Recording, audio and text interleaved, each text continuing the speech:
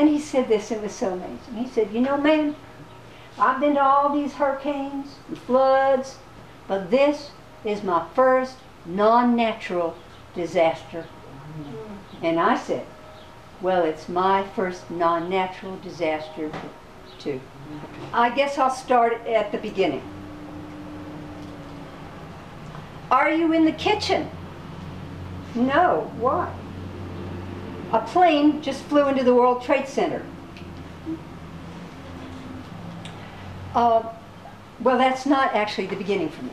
The beginning for me was a few moments earlier when I heard what I thought was a helicopter flying over my apartment building in Greenwich Village, and the whole building shook, and I thought it was a helicopter. Idiot helicopter guy! I said something much worse than that, but that's... But it wasn't a helicopter. Of course it wasn't a helicopter. It was that first plane really coming very low because I was right directly north of where he was heading.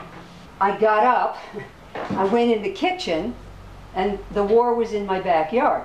So that's where I was when all that happened. And that's a good place to be, let me tell you, the edge of the center, because I was not directly affected, but I was close enough to do something and be part of an extraordinary scene of people pouring out to help.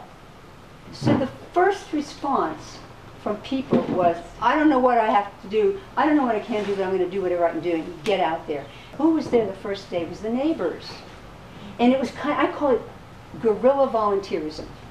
People were just out.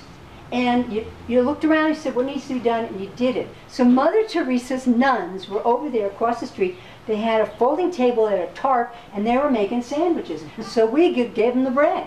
And they gave us a big bag of sandwiches, which we then handed out as we made our way back across West Street to the people in those vehicles.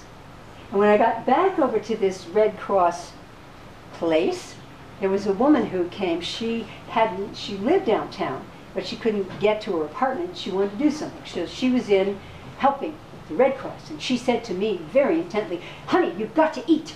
You've got to keep your strength up. You've got to eat, and you've got to have some water. So I ate a salami sandwich on sliced white bread made by Mother Teresa's nuns. And if you go to New York in early spring, you will see in little pocket parks all over daffodils. There are millions of them. And they are there to remind us not only of those people who died, but of all the good hearts in the world who came to help. So thank you.